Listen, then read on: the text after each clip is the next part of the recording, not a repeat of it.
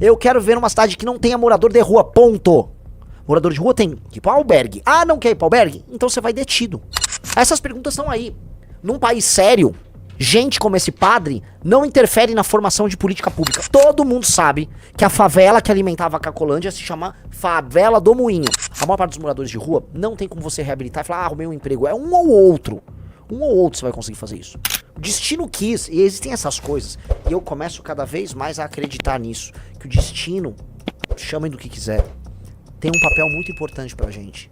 Muito, muito importante. Porque a gente sempre se encontra com a história no momento que a história pede. E quando eu falo história, não tô falando da história desse padre, tô falando da história do Brasil, tá? Esse padre é mais um personagem no nosso universo, né? Um vilão no nosso...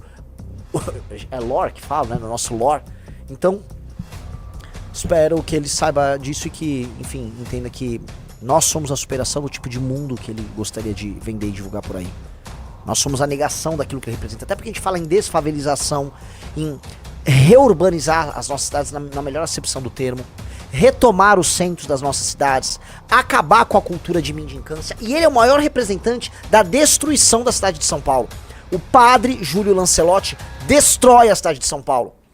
Ele é um sujeito desumano que vive dessa glamorização da pobreza, da desconstrução dos centros urbanos, em nome de um ego e da militância política. Acho que tudo que ele faz, mesmo que ele tenta justificar como positivo, acho tudo demoníaco. Absolutamente tudo demoníaco da parte dele. Eu quero viver numa cidade que não tenha morador de rua, ponto. Morador de rua tem que ir pro albergue. Ah, não quer ir pro albergue? Então você vai detido. Nos Estados Unidos sempre houve a lei da vadiagem. O sujeito tá vadiando. O que você faz? Não sei, eu tô vadiando aqui, vou dormir na praça. Não, você não vai dormir na praça. A praça pertence à coletividade, ela não pertence a você. Você não vai instalar suas coisas no meio de uma praça que é da coletividade, que é pra criança brincar, que é pras pessoas andarem na praça, pras famílias caminharem. A praça não é lugar de morador de rua, padre. A parte de baixo de um viaduto não é lugar de morador de rua. Mora na rua? Vai pro albergue. Procuremos a família, levemos ele de volta à família. Ah, não quer, ele quer ficar na rua? Vai detido.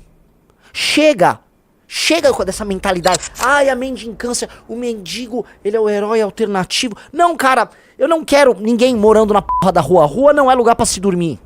Ponto.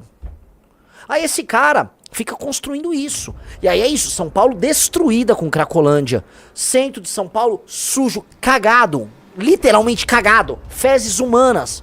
O centro de São Paulo devidamente defecado, entendeu?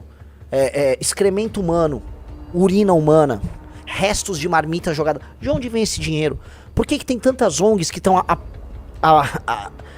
apoiadas no orçamento municipal de São Paulo, atuando? Onde eles fazem a captação? Por que todas essas ONGs são ligadas a grupos políticos? Por que esses grupos políticos são sempre ligados aos grupos políticos que o próprio padre faz militância?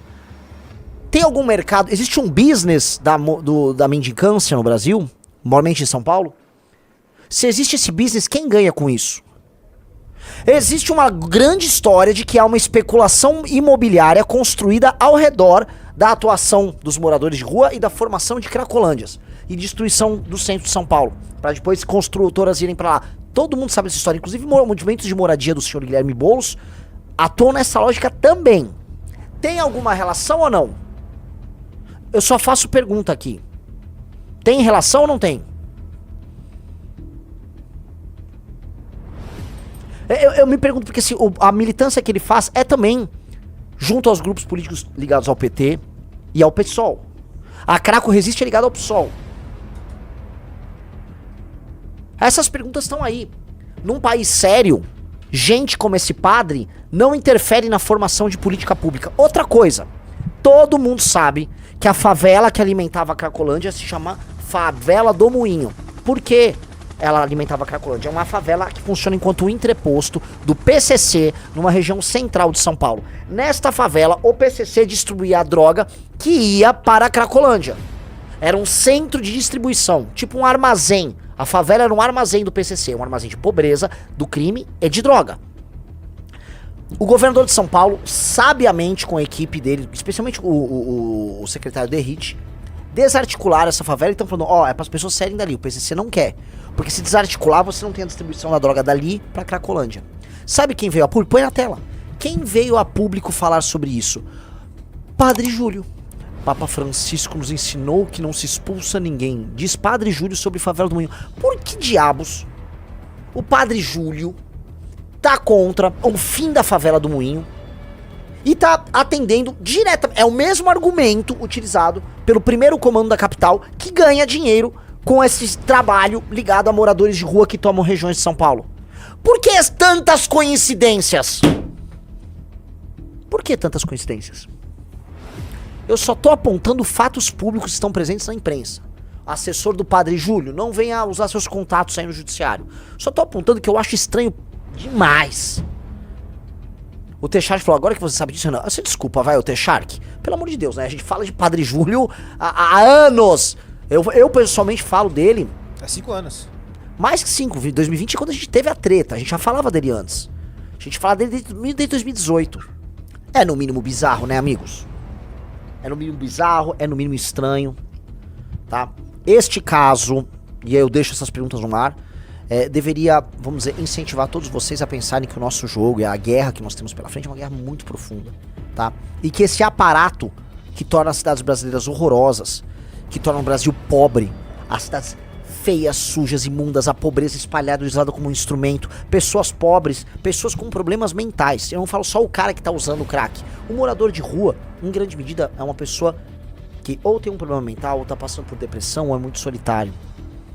Nos Estados Unidos, o número de deficientes mentais que estão na rua é enorme. A estatística tem estudos que mostram pra isso. Então são pessoas que necessitam de socorro.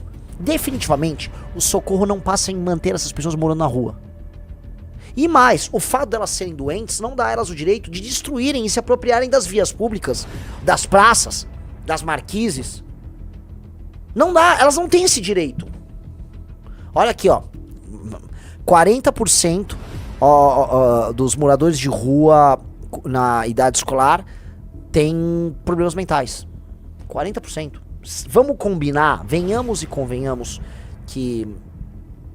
Aqui, ó, mais da metade dos moradores de rua veteranos têm problemas mentais ou físicos. Galera, sejamos honestos, pô. Vamos jogar o jogo aqui aberto. Estamos falando de pessoas que são deficientes, as pessoas precisam de cuidado, elas precisam ser internadas ou devolvidas para sua família. A maior parte delas, isso agora eu tô falando uma coisa muito concreta, tá? A maior parte dos moradores de rua não tem como você reabilitar e falar, arrumei um emprego. É um ou outro. Um ou outro você vai conseguir fazer isso.